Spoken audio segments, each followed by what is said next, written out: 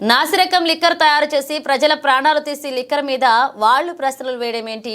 Stand land mines wines మీద వాళ్ళు ప్రశ్నలు వేయకపోతే వాళ్ళకే మంచిదన్నారు. వైసీపీ సభ్యులకి కొన్ని డిపార్ట్మెంట్స్ మీద మీరు ప్రశ్నలు వేయకపోతే మీకు గౌరవం ఉంటుంది. లిక్కర్ మీద ప్రశ్నలు వేయడం ఏంటి అధ్యక్ష? అందులో మళ్ళీ క్యాలిక్యులేషన్ సార్, గత డిసెంబర్ లో ఎంత సరుకు, ఈ డిసెంబర్ లో ఎంత సరుకు బాగా తాగించేస్తున్నారు అధ్యక్ష.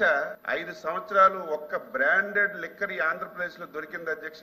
ఆంధ్రప్రదేశ్ లో చాలా మంది అధ్యక్ష ఆ రోజు బూమ్ బూమ్ ప్రెసిడెంట్స్ మెడల్ అని చెప్పి మన టీ దుకాణంలో అధ్యక్ష టీ దుకాణంలో టీ చేసి వెంటనే ఇస్తే తాగేసేటట్టుగా వీళ్ళు సొంత కంపెనీల్లో లిక్కర్ తయారు చేసి నాసిరకం లిక్కర్ తయారు చేసి ప్రజల ప్రాణాలతో ఆడుకొని ఆ రోజు చాలా మంది ఇతర రాష్ట్రాల్లో బ్రాండెడ్ సరుకు అంతా తెచ్చుకొని వాటికి ట్యాక్స్ లేకుండా ఆ రోజు తాగారు. ఈ రోజు అదంతా స్ట్రీమ్ లైన్ చేసి కట్టడి చేసి ప్రతి పైసా ప్రభుత్వ ఆదాయానికి తీసుకొస్తుంటే దానికి డొంక తిరుగుడుగా మీరు ఎక్కువ తాగించేస్తున్నారని ప్రశ్న వేయడం సబబు కాదు. రెండవది బెల్ట్ షాపులు అధ్యక్ష.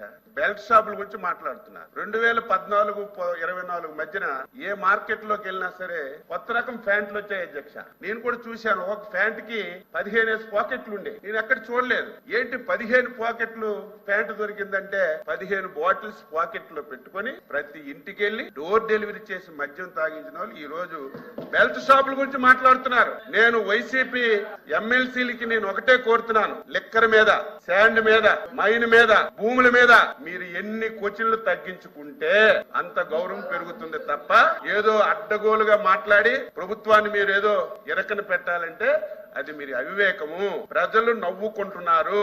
వైసీపీ సభ్యులు లిక్కర్ మీద క్వశ్చన్ వేసినా, ఇసుక మీద క్వశ్చన్ వేసినా, మైన్స్ మీద క్వశ్చన్ వేసినా, ల్యాండ్స్ మీద క్వశ్చన్ వేసినా నవ్వుకుంటున్నారనే విషయం మీరు గుర్తుపెట్టుకోవాలి.